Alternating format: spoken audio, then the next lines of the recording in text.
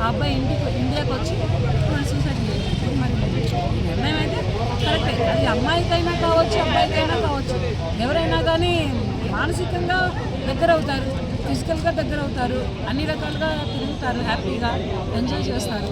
తర్వాత బ్రేకప్ చెప్తే ఒక్కొక్క అమ్మాయి తట్టుకోలేక సూసైడ్ చేసుకోవాలి.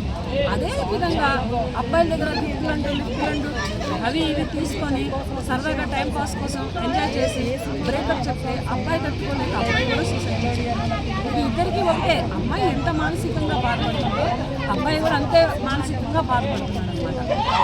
ఈ మరణాలు అనేవి, ఈ మారణ హోమాలు అనేవి, ఈ ఆత్మహత్యలు అనేవి ఆగడం కోసం గవర్నమెంట్ ఇటువంటి నిర్ణయాన్ని తీసుకుందా, లేకపోతే ఇటువంటి చావులు ఏంటంటే యువత వీళ్ళు ఈ అమ్మాయి ఎఫెక్షన్లో పడిపోయి తల్లిదండ్రులు మర్చిపోతున్నారు, తోడుకులు మర్చిపోతున్నారు, కలిసి మెలిసి చట్టబట్టలు వేసుకొని తిరిగినటువంటి స్నేహితులను మర్చిపోతున్నారు. అమ్మాయి అయినా అబ్బాయి అయినా ఎవరైనా కానీ, ఈ అబ్బాయి వ్యామోహంలో పడిన అమ్మాయి కానీ అమ్మాయి వ్యామోహంలో పడిన అబ్బాయి కానీ ఎవరైనా కానీ ఇటువంటి సూసైడ్కి చక్కమని నిర్ణయం తీసుకొని చక్కమని ప్రాణం తీసుకుంటున్నారు. ఇటువంటి ప్రాణాలు ఎందుకు తీసుకుంటారు? మిమ్మల్ని కని పెంచి మీ మీద ఆశలు, మీ మీద హోప్స్ అన్ని పెట్టుకుని తల్లిదండ్రులు ఏం చేస్తారు?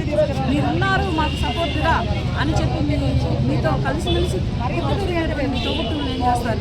మీ స్నేహితులను ఏం చేస్తారు? మీరు ఇటువంటి నిర్ణయాలు తీసుకొని మీరు సూసైడ్లు చేసుకుంటే మీ స్నేహితులు ఎంత గుండె